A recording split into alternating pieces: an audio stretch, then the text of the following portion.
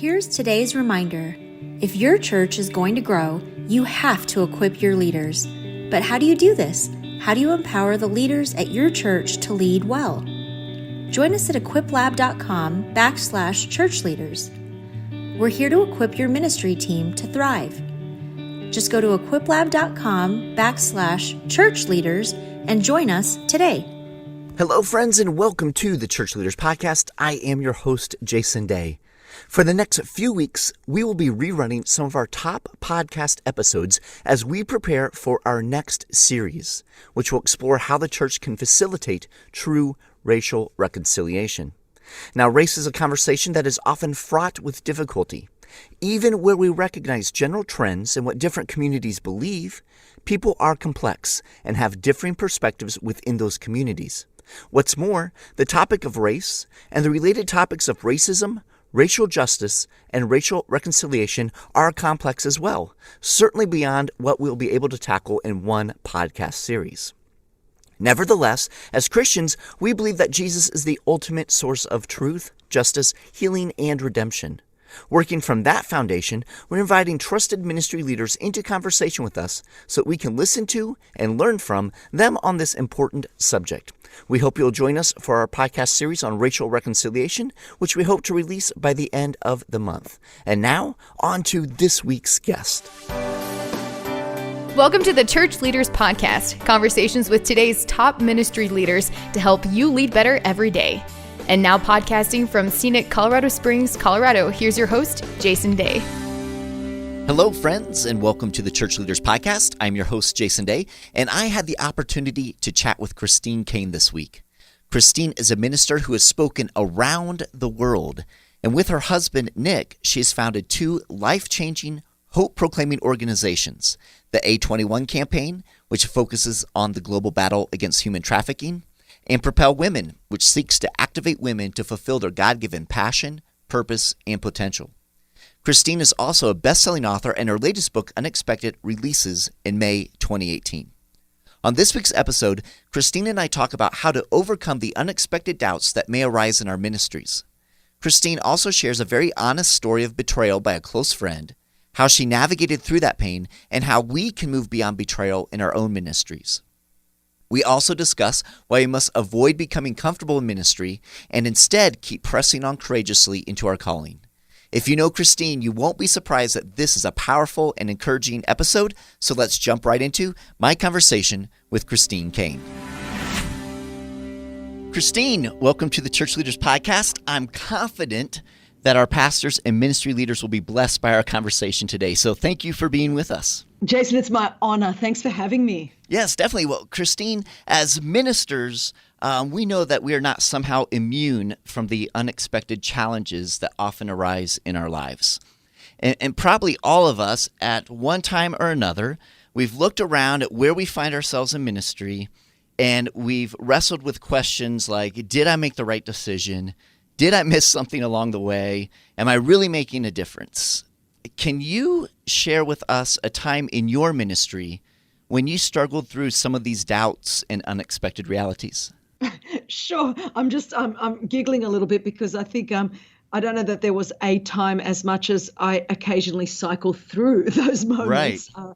To say the least. I think, obviously together with my husband, we lead the A21 campaign to help to abolish slavery everywhere, and then also Propel Women, and what we do with Equip and Empower. So I think there are times when you're just really up in it. You're on the front lines, you're just laboring, your nose is to the grind, and you're wondering, is this thing fruitful? Is anything happening? Did I really hear from God? Did I make this up?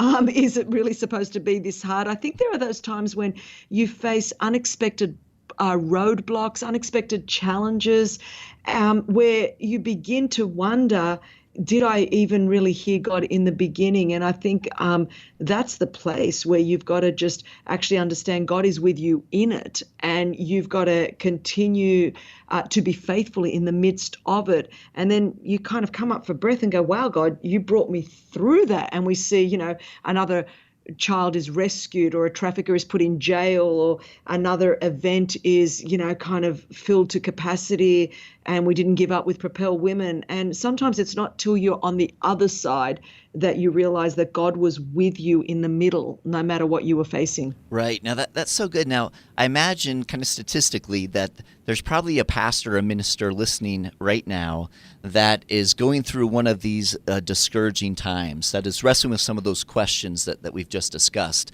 What encouragement would you give to that pastor on how to move through? Because once we're on the other side, it's easier to look back. But when we're in the middle of it, what encouragement do you have there? Yeah, I think it's very important who your counselors and friends are in the midst of trials and tribulation. I have a great group of people that sometimes when it just seems too dark for me and I can't see my way through or think my way through and at times even pray my way through, I've got some people that I feel like they put me on the mat and they carry me to Jesus. They fight on my behalf. I think it's very important that you monitor the voices that you listen to when you're in the midst of the struggle and you're in the midst of the trial and you're in the midst of the challenge, because often the voices that you listen to will determine your actions and reactions and responses and really will determine whether you quit in the middle of it or whether you're actually going to have the strength and courage to go through to the other side. That's great. And oftentimes I've found in my own ministry that those voices sometimes are the whispers of the enemy trying to defeat us and tear us down. Very much. And I think in the middle of it, the enemy, he's got a interesting job profile. The Bible says he's the accuser of the brethren, and he is gainfully employed doing what he does best. He loves to accuse us and tell us, you're not good enough, you're not talented enough, you're not smart enough. I think he loves to shame us. And even as leaders, and I'm talking about leaders on the forefront, the line of defense between us and the enemy is so thin at that point. I mean, sometimes when you're at a different level of leadership or perhaps one of the parishioners, a lot of us, we're doing a lot of the fighting and the grunt work. And so there's a bit of a line of defense between the accusations of the enemy and it getting to the person's heart. But we are right on the front lines. And so unless you take proactive action to ensure that you guard your heart, you guard your mind, that you're putting the right stuff in, the right people around you, then it is easier to listen to the negativity of the enemy. And, he's very real. We do not war against flesh and blood. And I think when you're on the front line, it's more important. The scripture says, do not be ignorant of the enemy's devices. And you just got to make a decision that I'm going to guard my mind and my heart, have the right people around me, pay attention to my spiritual disciplines, have the right input on the inside of me so that I can, through the strength of God, deflect the darts of the enemy and the lies of the enemy. That's so good, sister. Now, in your newest book, Unexpected, you talk about the incremental step-by-step faith that we must practice as we follow God's calling on our lives. Yes. Yeah. What have you learned over the course of your ministry about this incremental faith when it comes to, just continuing on faithfully in what God has called you to do? Sure. Yeah, I think I've definitely discovered that everything's going to take a lot longer than you think. Right. And cost a whole lot more than you think and hurt a whole lot more than you think. So I think if you can nail that, you're there. I love the scripture, it tells us really that God builds line upon line, precept upon precept. And I really have discovered, 30 years on in my Christian journey, yes, we build a global anti-trafficking organization, a global teaching ministry and women's ministry. But the truth is that it was built one step at a time, one brick at a time. And, even when the Lord brought the children of Israel out of Egypt and to take them into the promised land, the Bible says he took them the long way round through the wilderness and little by little he gave them the land. And I think sometimes we end up being disappointed with God because we expect from God what he never promised. And we think because of the instant generation that we live in, that God's instantly going to take us into our promised land, that we are instantly going to fulfill our dreams, that it's going to be easy. And yet there's no promise of that in Scripture because God prepares us while he prepares the thing that he's prepared for us. So it often comes the long way around, because that's where our sanctification happens. That's where our spiritual muscles are developed. That's where our character is developed.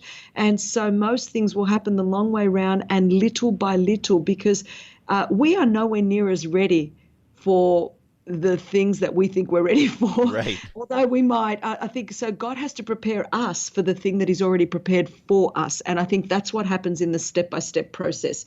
You learn to trust God more. You learn, your character is built, your strength is built, your courage is built.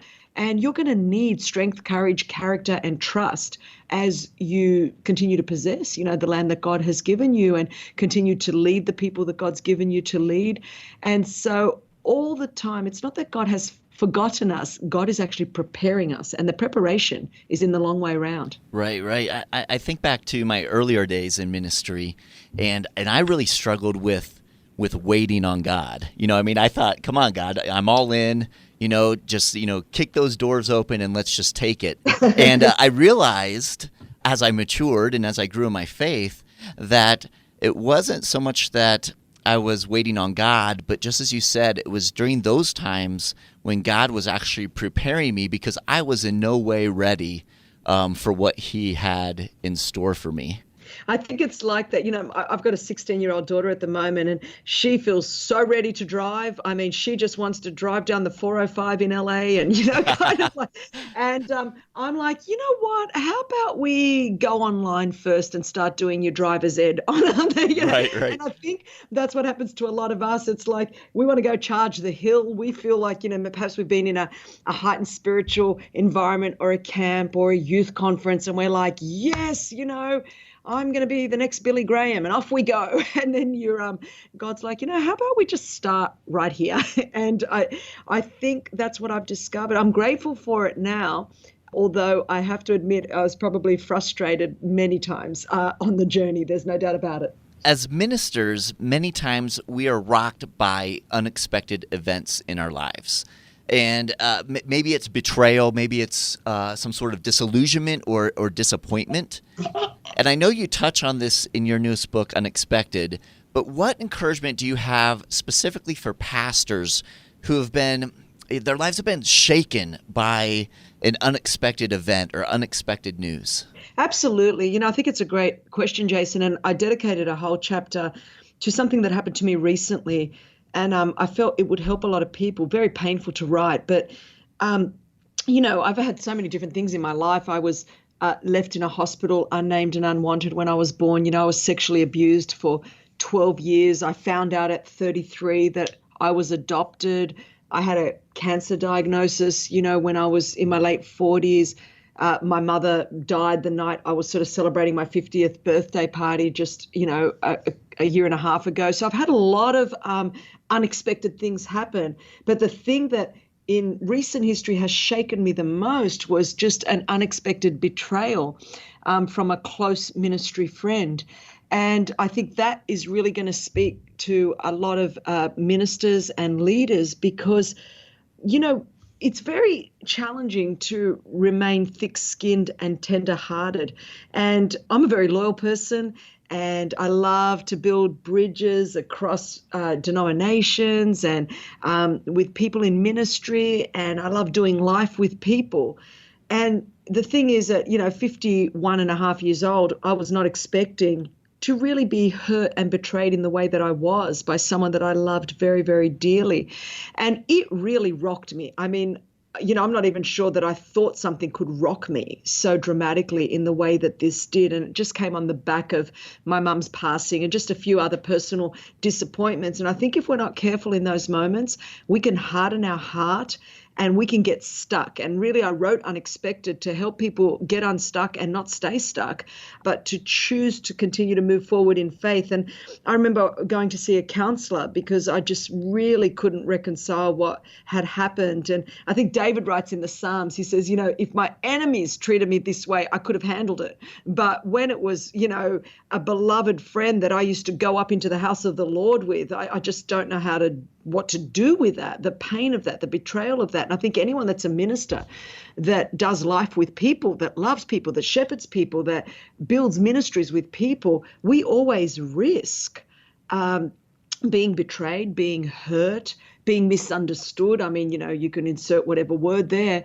And the temptation would be that we pull back and we withhold our love and our heart from people. And we could be going through the motions of ministry, but not really trusting or loving or serving people with a wholehearted heart. And I think I really faced that crossroads, towards the middle of last year, where I thought, wow. And it was so deeply painful. For a few days, I didn't even know if I was going to. I felt kicked in the guts. I love how Eugene Peterson translates one of the Psalms, and he says, when you've been kicked in the gut and can't catch your breath, God is right there. And I thought someone has to be very, very close to you to get close enough to kick you in the gut. And I think I had to really reflect on the story of Jesus and obviously Judas, and just the fact that Jesus still served him the Last Supper, knowing he would betray him. And Jesus still loved him totally to the end. And I think even, when Jesus was resurrected and he said to the women, go and tell the disciples and Peter, I think had Judas not killed himself, that potentially Jesus would have said, go and tell Peter and Judas, make sure that you include both of them. And I thought, what would it be like to love someone so completely that when they betrayed you and hurt you and disappointed you and you were in the ministry together, what would it be like to have the love of Jesus that would still be able to forgive and stay tenderhearted in the midst of it? And I feel like I walked through a lot of that last year, and that is reflected, and that tone is reflected in the book. And that's why there's so much transparency, because I think so many of us get derailed, ministry leaders, because of just the betrayal and disappointment of doing life with people. Right. And as I'm thinking about pastors who are going through that, they're giving their lives faithfully day in and day out to their people, and then they experience a sense of betrayal. They find out that someone has been talking poorly about them, or someone just ups and leaves their church or their ministry. And how do we open our hearts in love like Jesus when we've been betrayed by people that we've given our lives for? Yeah, I think that's very powerful. Yeah, and it's a great question. In many ways, it is something that I took a long time to answer in unexpected, because there is no quick fix anger. Right. And quick fix answer. Right. It is a process, and I certainly most of 2017 was me walking through that process. I wish I could tell you, Jason, that I went to one counseling appointment and I was healed and it was awesome. And I just began loving and trusting everyone the next day. Right. And so that wouldn't reflect reality. I went through so many different emotions and, and so much pain. But what I have discovered, and I very much feel like I'm walking on the other side of it now, that it is a decision, a daily decision to choose to remain tender-hearted and to choose to keep letting people into your life. I think ultimately, like forgiveness is a choice, moving on is a choice. You're going to have to do it sometimes for quite a long time before you feel like doing it. That is so good, Christine. That's excellent. Now, one of the things I think that we come up against in ministry is fear, quite honestly, right? So we feel that God's called us to something or leading us in a particular way, but then we have that, a little bit of fear as to how that might all work out or how others might receive that. Can you talk to us a little bit about how to process through that fear and to live into faith? Yeah, I think, again, it is a process. I'm glad you used that word, because sometimes everything that I've done in my life, like, we have a global anti-trafficking organization that 14 offices in 12 countries. Well, the reality is, we're putting people that are part of the mafia in jail and on trial and rescuing girls out of extremely dangerous situations and working with governments and law enforcement. So it would be ridiculous if I didn't feel a healthy degree of fear. Right. I have two daughters, a 16-year-old and a 12-year-old. So, the Bible tells us that we're to count the cost before we do something. So there's no doubt. But some things I think you've just got to do it afraid until you may get to the point where you are no longer afraid. Now, whether that's as a ministry leader, leading in an area you've never led in before, perhaps for some people it's speaking, writing, whatever it might be, counseling. I have found that some things I have just flat out had to start doing afraid until I was no longer afraid of doing it. And it eventually grew that. The first time I spoke, there was a lot of fear and trepidation. And I think even, nowadays I have a daily television program, speak to millions of people around the world, but I had to start that with fear. A couple of years ago, I started a master's program at Wheaton College in evangelism and leadership. Now, I've written best-selling books. I've got a global ministry, but I've got to say, I was a bit fearful. I hadn't written a paper for 30 years, literally, in university. And so to go back and learn different programs and citations, and there was a bit of fear with that. But I felt that as I started it with some fear and trepidation, I was able to overcome that and be able then to operate in faith. And really the things that I'm learning and the principles I'm able to put in practice are just opening up whole new realms of ministry for me. So I find that on the other side of your fear is great opportunities and great fruitfulness. And I don't think we can say, well, I'm at a certain age now, so I shouldn't be afraid. I think there comes a point where you go, okay, I am doing this afraid, but I've also got enough experience now to know that God is faithful. He is with me in the midst of it, and that He is going to give me the strength and courage to get through this. I think our trust of God grows, and our need for control lessens the longer we're in relationship with God and the more extensive our leadership experience. And really, that's what the book Unexpected is all about. It's saying none of us, and especially us leaders, we are control freaks. Ministry, we really are. And I think God's like going, hey, you're not going to control me or put me in a box. What I want from my ministry leaders, I want them to trust me, not to control me. And I think that's why He promises to never leave us or forsake us. He's looking for us to trust Him at greater levels as He leads us to places that are unexpected.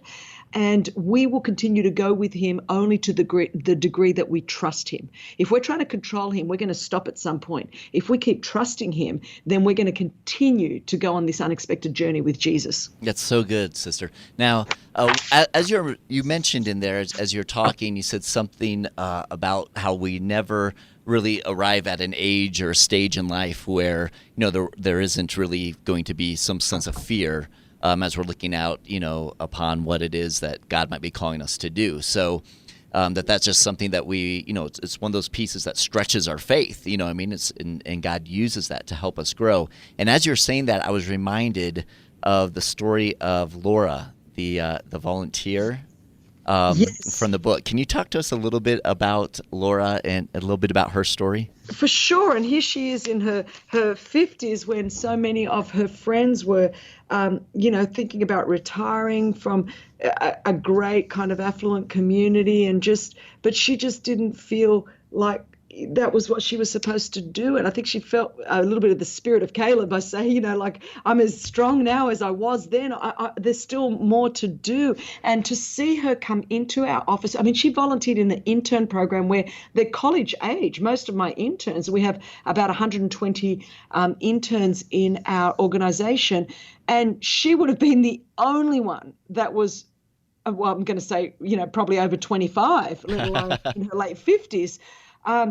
And she had to learn, overcome imagine the intimidation and the fear of walking into that and walking into a group of millennials when you're old enough to be everybody's mother in the room, and learning about computers and learning about trafficking. Well, here we are a few years later, and she's on staff leading, that global internship program, and she's exactly what we needed, a mother to the team. And she has never, she's learned about all the technology, what to do, but I think she would have missed all of the blessing and all of the fruit in this latest season of life if she had have given herself over to fear and intimidation. Yeah, I love that story so much out of the book. And it just kind of is one of those stories that just kind of puts a face to that whole idea of risk and how there are times that God asks us to risk and asks us to step into the uncomfortable. In fact, that's where God does, his best work in our lives, when we're willing to be uncomfortable for the kingdom and just trust him, because that puts us in that place where we have to trust him, right? Absolutely. And there's no choice. And I think sometimes as ministry leaders, we actually have not been in a place of faith or trust in God for a long time. We can manage our schedules. We can control our environment. We've got the skill and the ability to do the things that we're doing. So when we started, it was full of faith and full of trust. But now we look, we can actually move over into just looking for comfort and security and control, rather than continuing to take risks and steps of faith and being out of our comfort zone. And I have found that this whole adventure of following Jesus has remained exciting to me because I'm constantly out of my comfort zone, because I don't settle. I'm 51 and a half years old. I've got a 16-year-old, a 12-year-old, been married for 22 years. And this thing's not slowing down. And I'm constantly, whether out of my comfort zone, whether it's learning new things, starting a master's program, launching a new ministry, I'm constantly placing myself in situations that I have to lean. If God doesn't come through, I say to my team all the time, I am so far out of the boat, I can't even see the boat anymore. So it's like I've just got to fix my eyes on Jesus because there's no boat to look back to. Right. That's so good. And that's a challenge, I think, for all of us to not get complacent and not get comfortable and not get in a place where we can just kind of manage things on our own, but be looking for those places where God is at work and where we have to step out in faith and trust. I love that, sister. I just love your encouragement and your heart for ministers, as you are one, sister, and you've lived it. And I know that you've, early on in your ministry, as you're traveling the back roads across Australia and just doing your thing to where God has brought you today, has been just a pretty dramatic and awesome story of you taking risk and you trusting God. And I just love that. It's a miracle. So thank you for all you guys do. I love outreach, and I'm just so grateful for all that you do. Thank you so much. Christine, what is the best way to connect with your ministries and then also learn more about your newest book, Unexpected? Well, I think, of course, you could get my book anywhere, Barnes & Noble, Amazon, online, and stay connected with me at Christine Caine or ChristineCaine.com. I mean, I'm pretty easy to find. I'm out there everywhere. Awesome, sister. Well, I just want to thank you so much for being with us here on the Church Leaders Podcast. Thank you, sister. Thank you so much, Jason. Bless you. Thank you for joining me for this episode of the Church Leaders Podcast. Be sure to check out the other episodes in this series. You don't want to miss out on the full discussion. Also, don't forget to subscribe to this podcast so you don't miss any of our interviews. We'd appreciate it if you could take just a few moments to let us know your thoughts by leaving us a review on your preferred podcast platform or sending an email to podcast@ChurchLeaders.com. Your positive reviews and ratings help other ministry leaders find us and benefit from our content. So until next time, this is Jason Day, encouraging you to love well and lead well. You've been listening to the Church Leaders Podcast. For articles, videos, and free resources that will help you lead better every day, visit our website at ChurchLeaders.com. Thanks for listening.